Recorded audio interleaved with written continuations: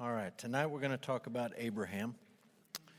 And just right out of the gate, Hunter and I talked about this, and I thought it would be a good idea to say, I know that his name was Abram at first, and I know that God changed it, and I'm just going to say Abraham all night long so I don't try to keep him straight and go back and forth.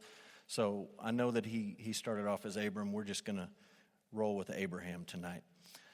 And we're going to start off with an illustration that maybe has never been used before in relationship to Abraham. And I'm going to talk to you about a guy named Charles Manson. Charles Manson. There you go. You didn't see that one coming, did you? That's not what you expected. One of the most infamous criminals of the 20th century.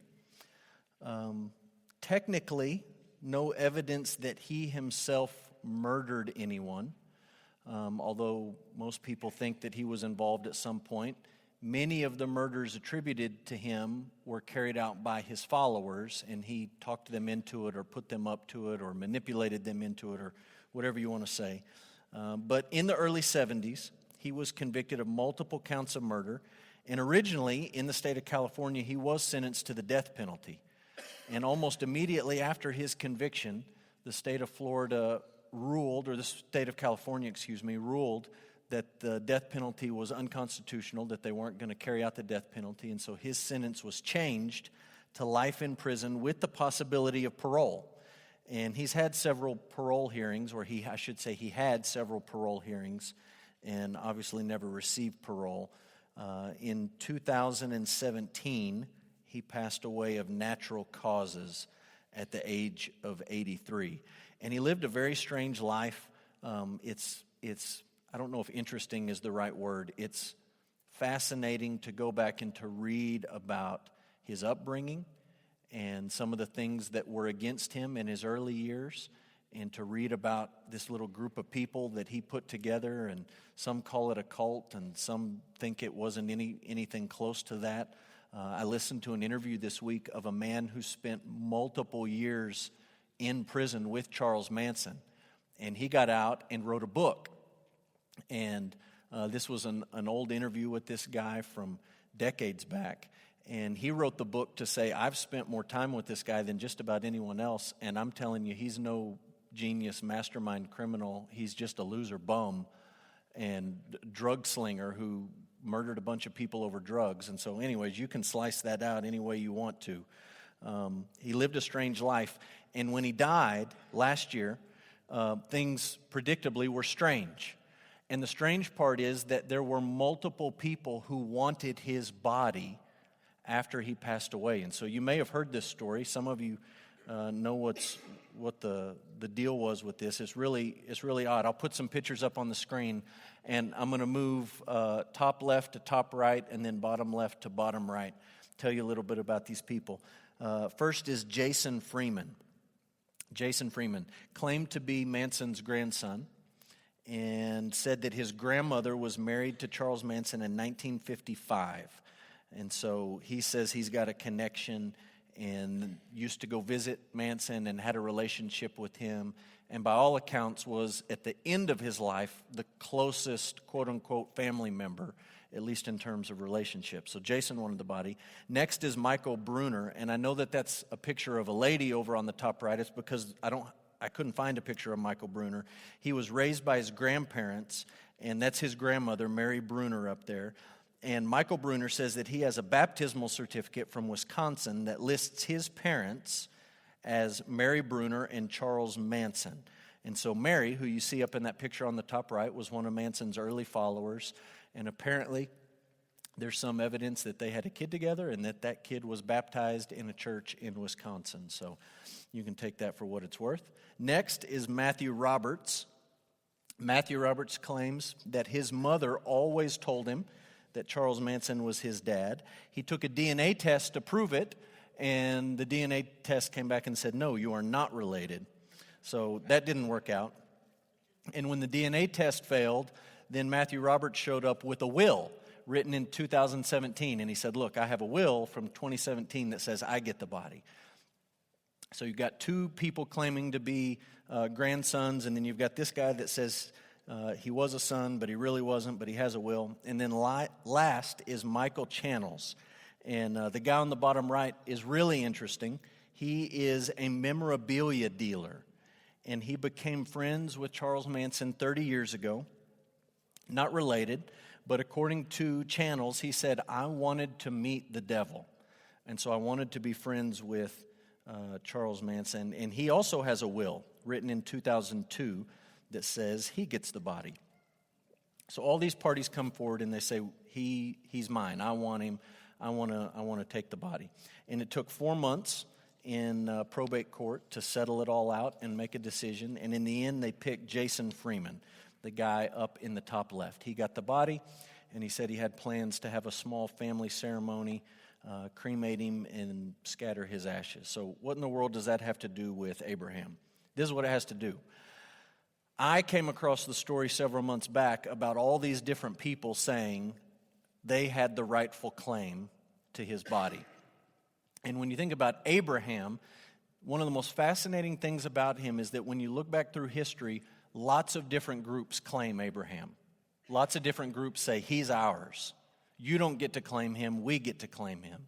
And that's certainly true of the three major monotheistic religions in the world. They all claim that they go back all the way to Abraham. Jews talk about Father Abraham. At Vacation Bible School, you sang the song, Father Abraham had many sons. I'm one of them, and so are you, so let's praise the Lord. So Christians say Abraham is our guy. And Muslims go back to Ibrahim, and they say Ibrahim is our guy. It all started with him.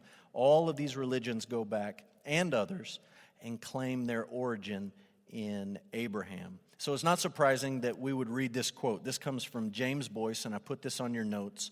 We'll start with this. With the exception of Jesus Christ, Abraham is probably the most important person in the Bible. Moses was a great lawgiver. He received the Ten Commandments and other laws from God on Sinai, and he delivered them to the people. Under God, he was instrumental in leading the nation out of its Egyptian bondage. Joshua was a great military leader. He guided the nation across the Jordan River to the conquest of Palestine. David was Israel's most brilliant king. He brought Israel to a position of great power in the Near East and expressed their deepest religious emotions in some of the best-loved psalms. Daniel was an outstanding statesman. Elijah was among the great prophets.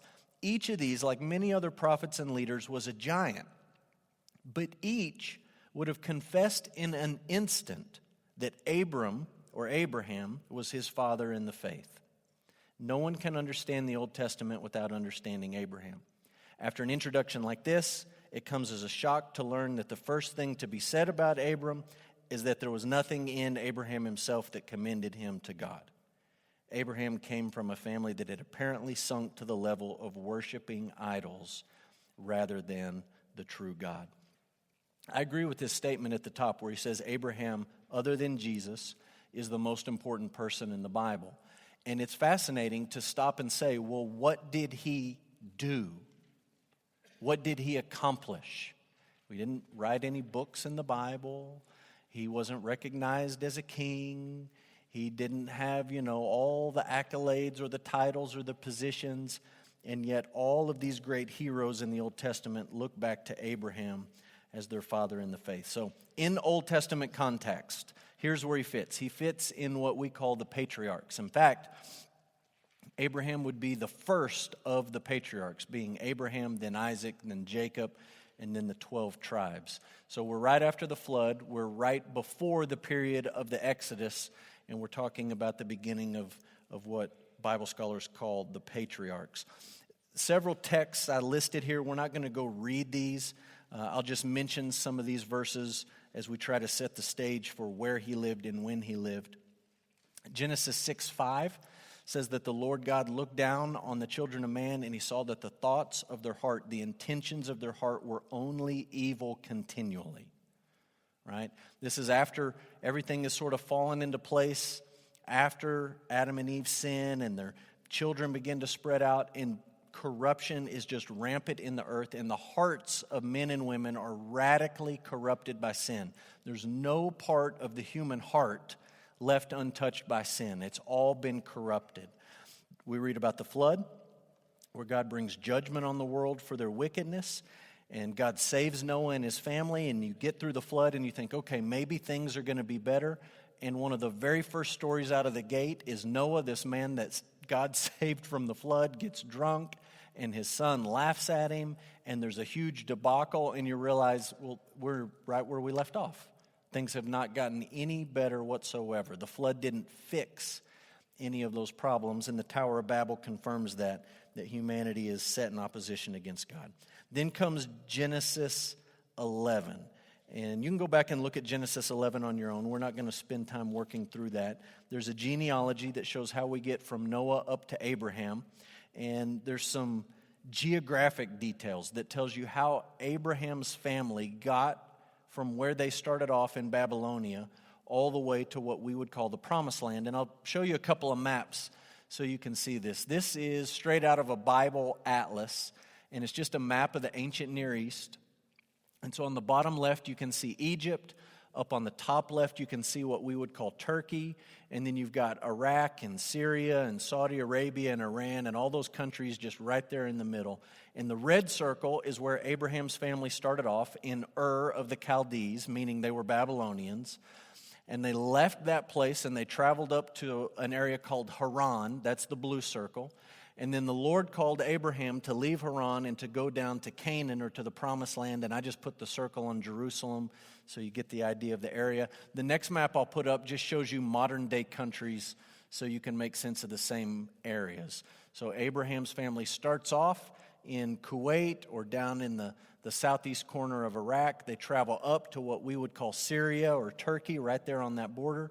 And then he travels down to where we would recognize modern day Israel in Jerusalem. So that gives you an idea of where the family started off and where they moved to. Let's talk about his life story. Abraham's life story. Break it down into several stages and try to make sense of this. Stage number 1 is idolatry. Idolatry.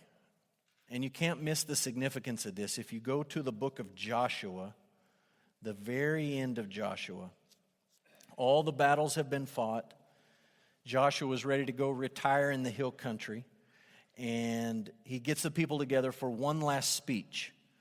And I just want you to see one of the things he says. Joshua chapter 24, verse 1 says that Joshua gathered all the tribes of Israel to Shechem, and he summoned the elders, the heads, the judges, the officers of Israel. They presented themselves before God, and Joshua said to all the people, "Thus says the Lord, the God of Israel, long ago your fathers lived beyond the Euphrates, Terah, the father of Abraham and Nahor, and they served other gods. Then I took your father Abraham from beyond the river and led him through all the land of Canaan and made his offspring many. And I gave him Isaac, and then we go to Jacob and his children, and the story goes on. But the detail I want you to see is Joshua says, way back when God took these guys, they worshiped idols. They were idolaters. They worshiped statues. And this is kind of strange for us because we live in the United States, and just because you live in the United States, and even just because you live in the Bible Belt, doesn't mean we're all Christians. You may have Buddhists here, you may have Sikhs here, you may have Jews here, and we're used to that idea, that people live in a place and there's religious diversity. There's pluralism of religious expression. I'm just telling you and reminding you, in ancient Babylon, there was no religious diversity.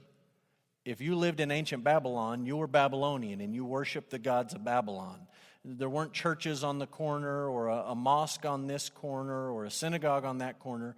There was one option. If that's where you lived and those were your people, you worshiped those gods. And you see that idea, right? When Ruth leaves her family and she says, my people are going to be your people and your gods are going to be my gods. Like, I'm switching. Everything is a change. I'm leaving all of this and I'm going to all of this.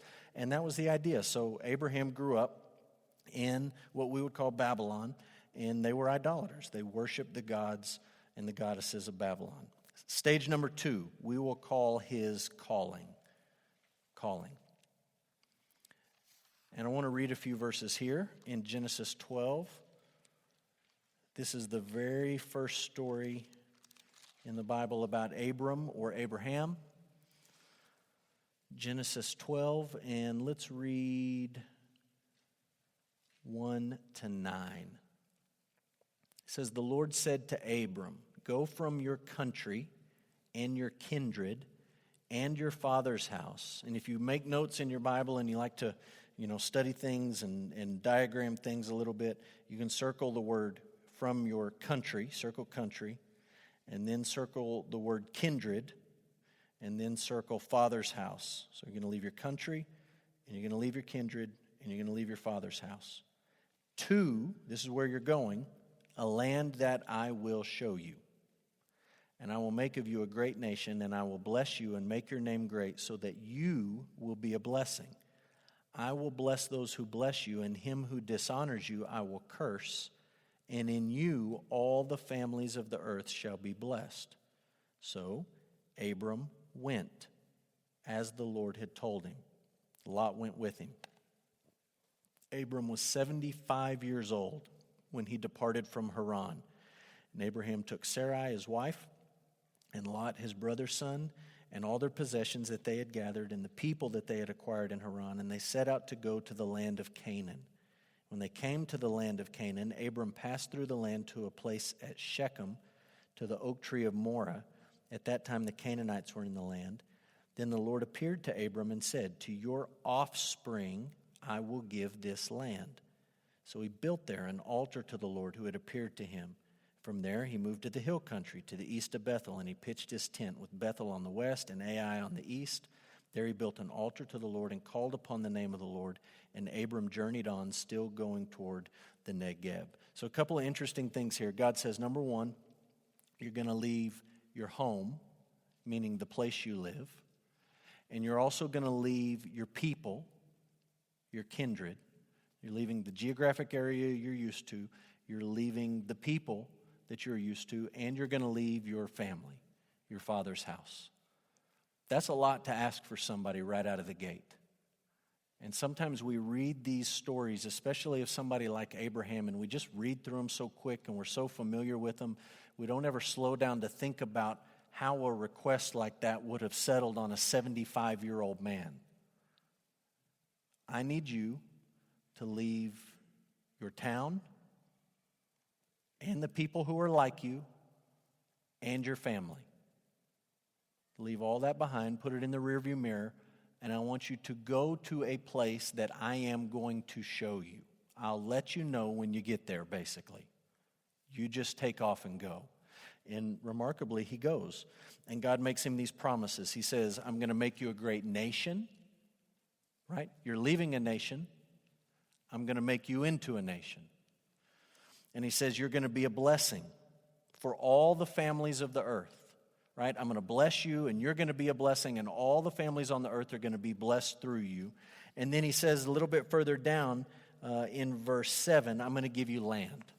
Right? You've left a land, and I'm going to give you a land.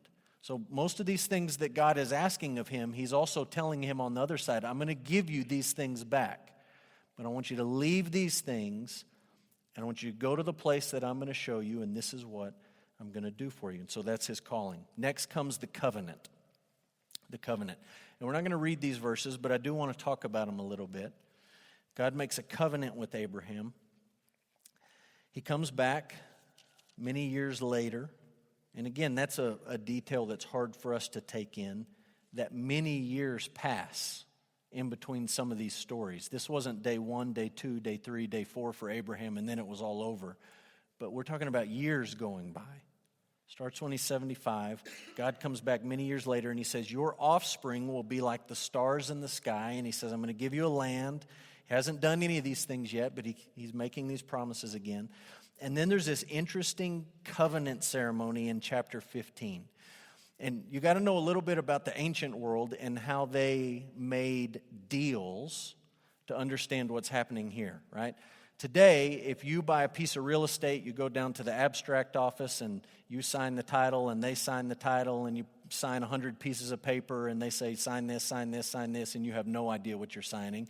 You just sign, your hand gets tired, and they say, congratulations, you're done. It's a done deal. Well, they didn't do that in the ancient world. In the ancient world, they would have these covenant ceremonies. And one of the types of ceremonies they would have would involve taking animals, cutting these animals in half, laying the animals opposite each other with a little walkway down the middle. Party A to the transaction gets on one side. Party B gets on the other side. They walk into the middle and they shake or they fist bump or they hug or they do whatever they're going to do in the middle. And the idea is, if you break the deal, if you break the covenant, this is what ought to happen to you. You ought to be cut in half and laid open on the ground. So they take it very seriously. In this situation, God's ready to make a covenant with Abraham, and he tells him, get the animals, cut them in half, lay them open. That didn't, as strange as it sounds to you, it didn't sound strange to Abraham. He knew exactly what was going on. Okay, we're about to enter into an agreement. So he does it, and he lays them down. The birds come and they try to eat the animals, and he chases the birds off. And he waits and he waits and he waits. And then at sundown, God shows up, and he basically knocks Abraham out on the other end. He just puts him out, the magic touch. And the Lord, in the form of this smoking pot and fire, makes his way all the way through the animals to the other side. They don't meet in the middle. This is not you do your part, I'll do my part. This is God saying to Abraham, you have nothing to do with this. I'm going to do it all. I don't need anything from you in this deal. I don't expect anything of you in this deal. I'm just coming to say to you, this is what I'm going to do for you. I'm going to give you offspring. I'm going to give you a land. I'm going to make you a great nation, and you're going to be a blessing to all the peoples of the earth. There's no meat in the middle. It's God going all the way and making these promises to Abraham. It's an unconditional promise. Chapter 17. Again, we're not going to read this, but in 17, God shows up and he says to Abraham, I'm going to give you a sign of the covenant. Okay, what's the sign? Like a secret handshake or an earring I'm going to wear? And God says, no, the sign is going to be circumcision. And you can imagine how that would sound to an elderly man who had not been circumcised to say, is there a plan B? Can we come up with something else? And that's the sign that God picks. And without being crude, I want you to understand it's not without meaning. It's not without significance. Because the promise to Abraham is that you are going to procreate. You're going to have kids, lots of them. And I'm going to give you a sign that's a picture of what happens in procreation. And you doing this is going to be a testimony to the fact that you believe I'm going to come through on this promise. Now notice the order here, because this is important when you get later in the Bible, especially in the New Testament. First, God comes to Abraham, and he says, these are the promises. I'm giving them to you unconditionally. I don't need you to meet me halfway. I'm going to do it. He makes these promises. Then comes the sign. It's not that God said, look, if you carry out the sign, then I'll come through on the promises. God already said unconditionally, this is what I'm going to do for you. And then he gives him this sign of circumcision. These promises are really important. We've just seen it in the book of Exodus, right? All those times that God says, I should just go down and destroy these people. What did Moses say? Yeah, but what about Abraham and Isaac and Jacob? You made promises to them, and they were unconditional promises. They weren't based on anything. They were just you saying, as sure as it could happen, I'm going to come through on my word. And so that's the stage we'll call covenant. Next comes children. Children. I gave you two verses here, or two passages. We're not going to read these. I just want to note that when we talked about the covenant, we talked about chapter 15 and 17. Now we're talking about children, and we're throwing in chapter 16, which comes right in the middle. And chapter 16 is the part of the story where Sarah comes and says, maybe God means to do this, not through me, but through my servant Hagar. And we're going to come back to that in a little while. It was a bad plan, resulted in lots of conflict, lots of pain, but that's where Hagar comes into the story, and that's where Ishmael comes into the story. Chapter 21, Sarah is pregnant. She gives birth to a son, and they name that son Isaac. So We said children, not just child, but children, because now Ishmael's in the story and Isaac is also in the story. Next stage is testing. Testing. And this is a chapter that I want to read. Genesis 22.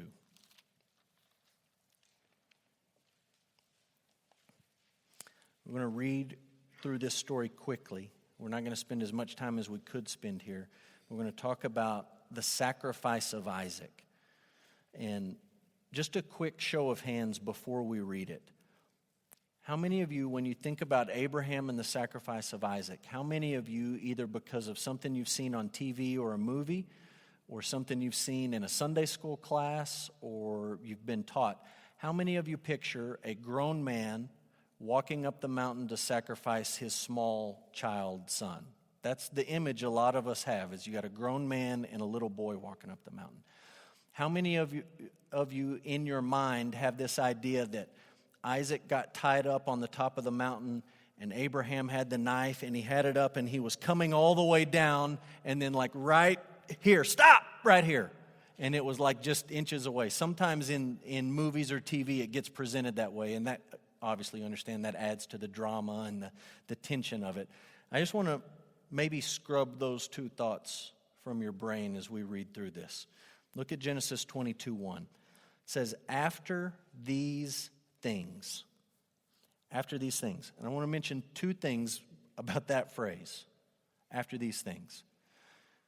First of all, you got to understand that this test comes all the way at the end of Abraham's life. You understand that? God did not show up in Genesis 12 when Abraham knew nothing about the Lord and asked him to do something like this. But this comes after decades and decades of following after the Lord, listening to the Lord, learning about the Lord, having a relationship with the Lord, praying to the Lord, trusting in the Lord, following the Lord. This is like the final exam for Abraham, right? This is not the benchmark testing. You know what a benchmark test is? Benchmark is you get the kids in school and you give them a test on day one to figure out how much they know. Right? It doesn't really matter how much they know. You're going to teach them. You just want to know where they're at. This isn't a benchmark test to figure out where Abraham's at. This is like the final exam at the end of everything. All his studies are over, and now God is giving him this final test. So after these things, God tested Abraham. And one last thought before we move on. That phrase, after these things, it's used elsewhere in the book of Genesis to refer to long periods of time. Not weeks or months, but years and years and years. And if you read what just came before it in chapter 21, what just came before it is the birth of Isaac. Isaac just shows up on the scene, and chapter 22 says, after these things, you can take that as a year or two or three, or you could take that as decades. And I'm going to suggest to you that what the text is saying is that this is not a grown man walking up with a 5-year-old, but this is a grown man walking up with his grown son, walking up this hill. That I don't think you have to read this story as Isaac being a little child, but that you can read it as Isaac being maybe 18, 19, 20, physically fully grown. Meaning if Isaac at any point wanted out of this deal, he could have taken his literal old man and pushed him down the hill and ran off. Going along with it means that Isaac trusts his dad and he trusts the Lord to do what is right. So the text says, after these things, God tested Abraham. And he said to him, Abraham. And he said, here am I. And he said, take your son, your only son. Did he only have one son?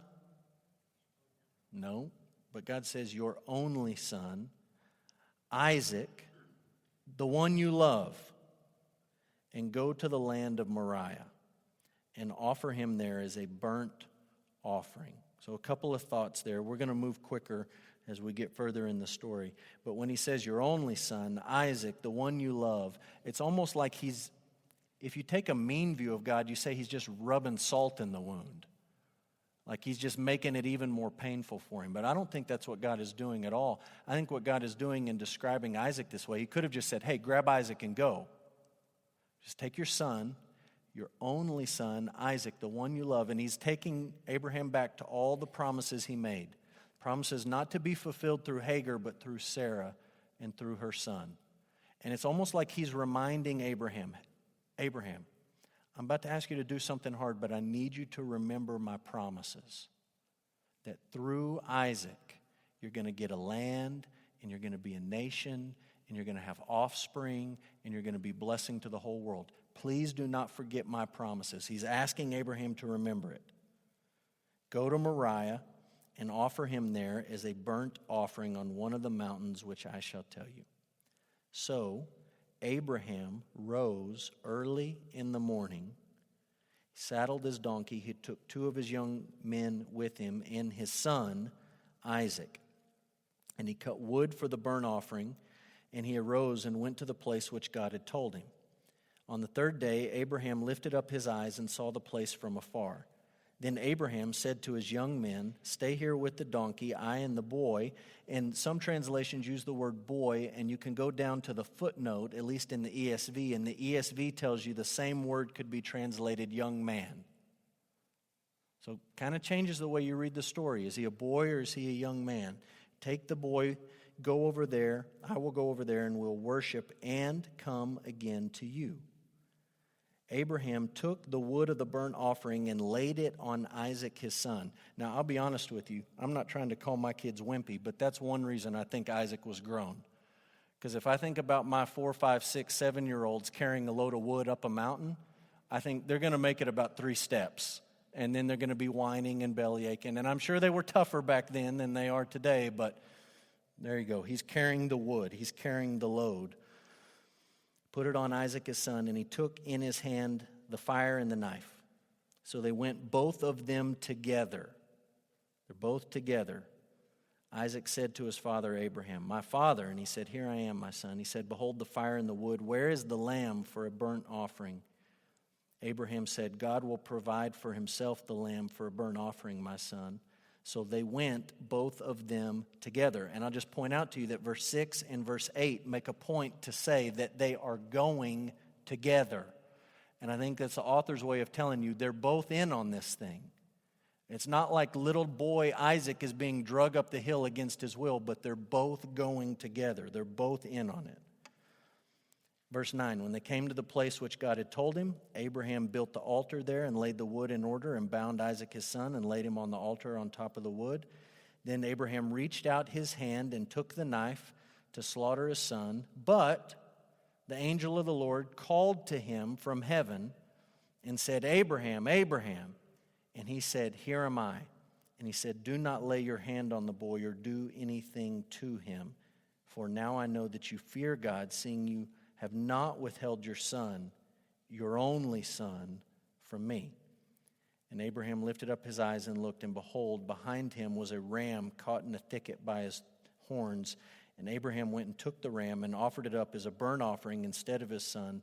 So Abraham called the name of that place, the Lord will provide, as it is said to this day, on the mount of the Lord it shall be provided. So this is the period we would call his testing. And it's a really short window in his life, right? Some of these other stages go on for long periods of time. This is one short window, but it's the final exam for Abraham to say, do you trust me? And do you trust my promises? Not in a vacuum, not I just showed up and are you going to believe whatever I tell you, but based on all of our interaction together, everything you know about me, do you trust me to do what's right? And to his credit, Abraham passed this test. The highlights of the story are pretty clear. Abraham trusts God, there's a substitute, and God is the one who provides the substitute. So we'll come back to some of that in a minute. Last stage is death. He dies. Sarah dies first. They bury Sarah. Abraham actually marries another woman, and they have children. And when he knows that he's about to die, he gives this wife and all of her children a bunch of gifts, and he sends them away, and he says, take a hike. And he blesses them, and then he himself dies and leaves the promises and his wealth to Isaac. And in the end, he lives 175 years. So that's his life. Now let's talk negatives and positives, and then we'll talk about how Abraham points us to Jesus. So here's the negative. Abraham was an idolater. We've already discussed that. He lied about his wife. He asked his wife to lie for him, and he put his wife in great jeopardy. He also participated in an immoral attempt to bring God's promises to pass. So he's an idolater. He lies about his wife. He asks Sarah to lie for him. He puts her in danger or jeopardy, and he participates in this immoral attempt to bring God's promises to pass. Flip over and look at chapter 16.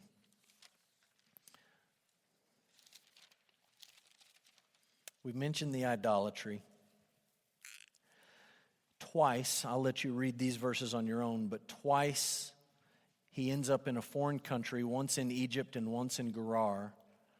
And he's so terrified that the men of those places are going to kill him to get his wife that he lies and says that she's really his sister and asks her to do the same thing, and then basically stands by as men take her off into their household.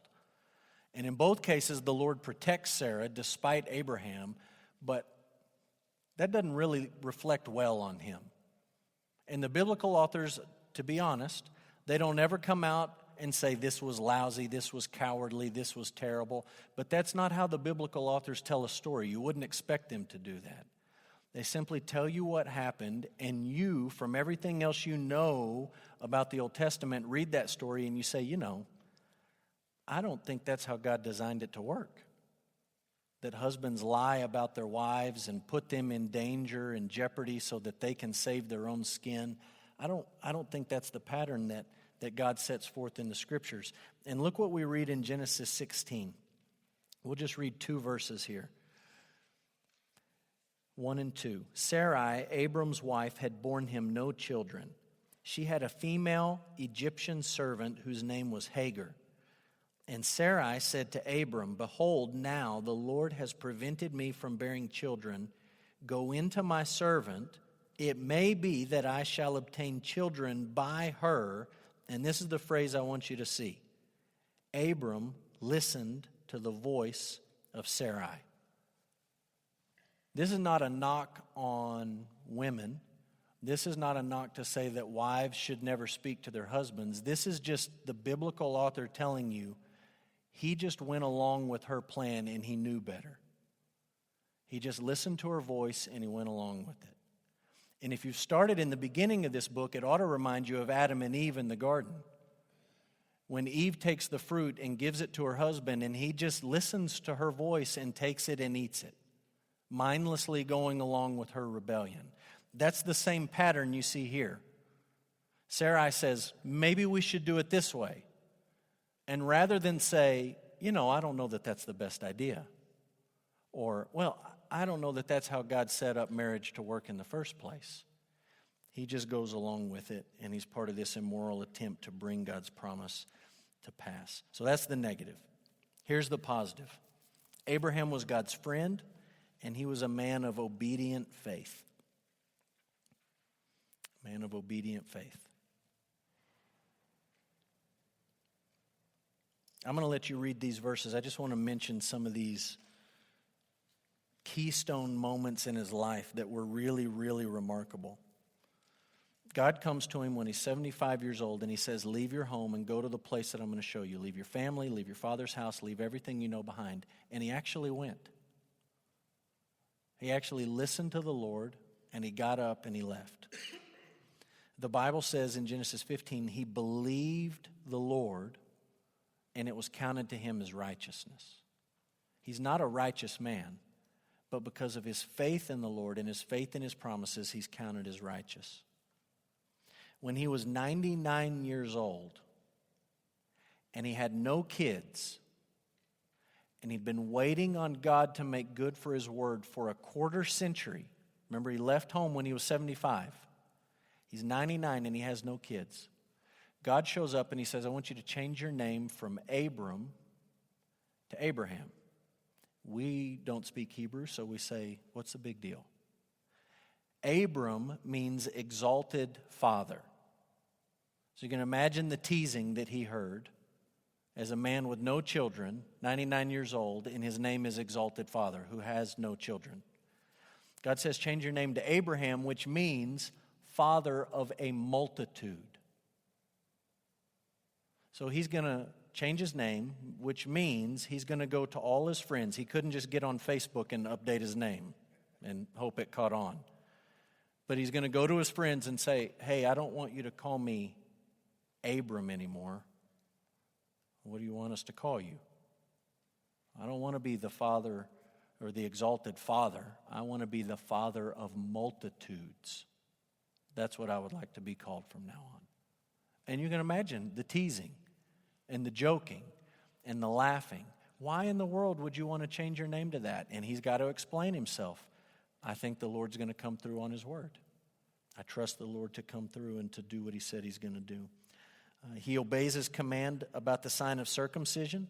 Again, that's pretty remarkable in and of itself, that God would tell a man to do that.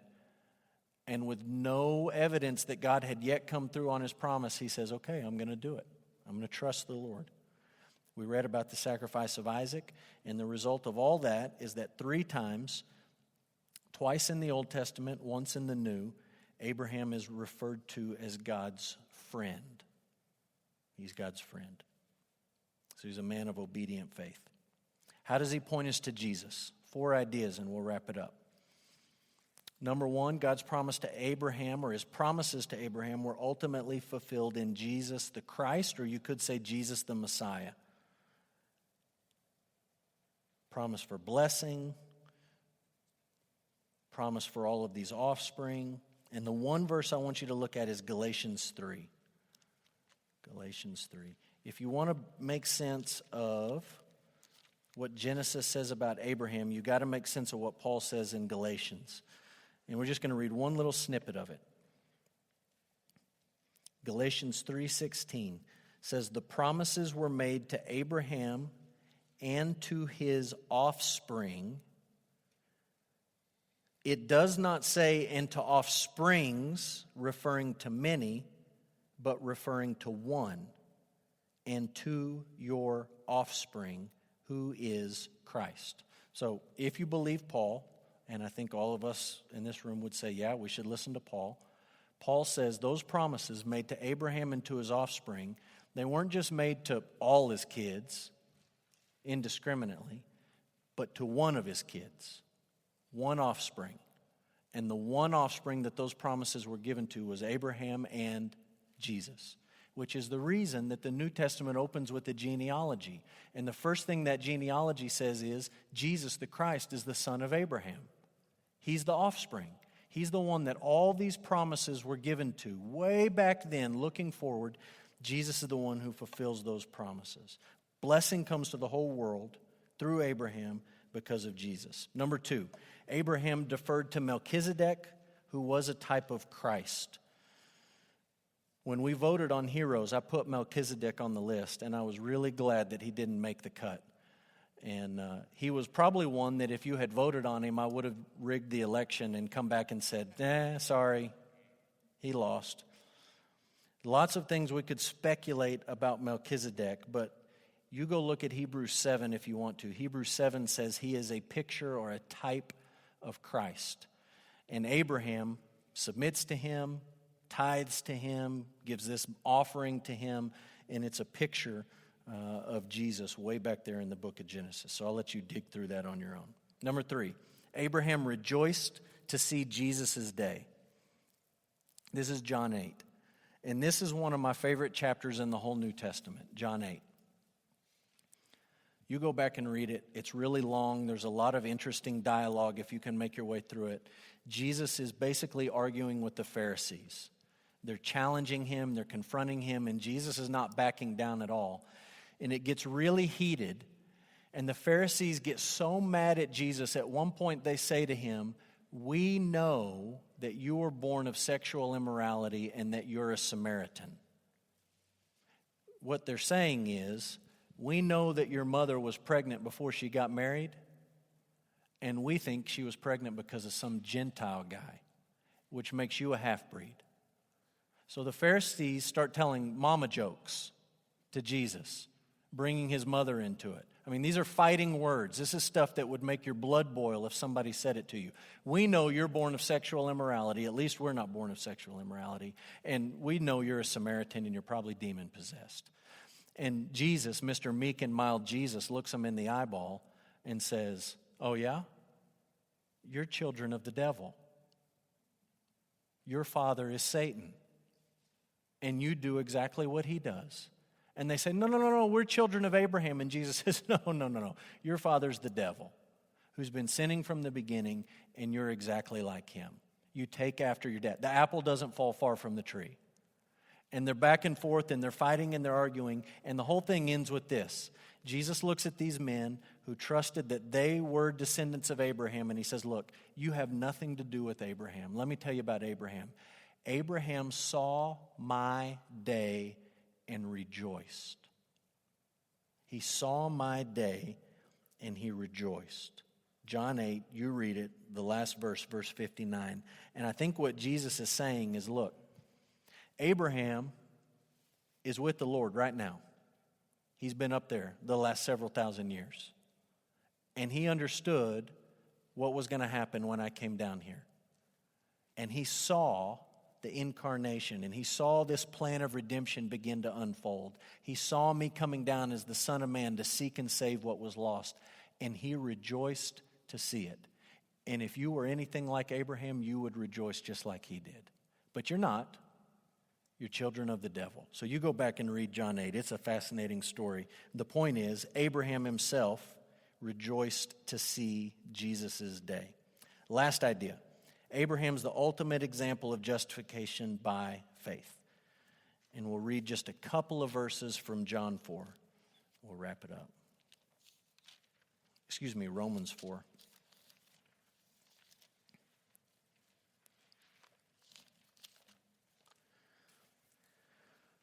Romans 4, verse 9. We'll jump in the middle here. Paul says, is the blessing then only for the circumcised or also for the uncircumcised? We say that faith was counted to Abraham as righteousness. How then was it counted to him? Was it before or after he had been circumcised? It was not after, but it was before he was circumcised. So if you want to know what Paul's talking about, you just dial it back to Genesis and you say, Genesis 15, Abraham believes the Lord and it's counted to him as righteousness. 2 chapters later, then comes circumcision. First, he's justified by faith. He's made right with God through faith. Then later comes circumcision.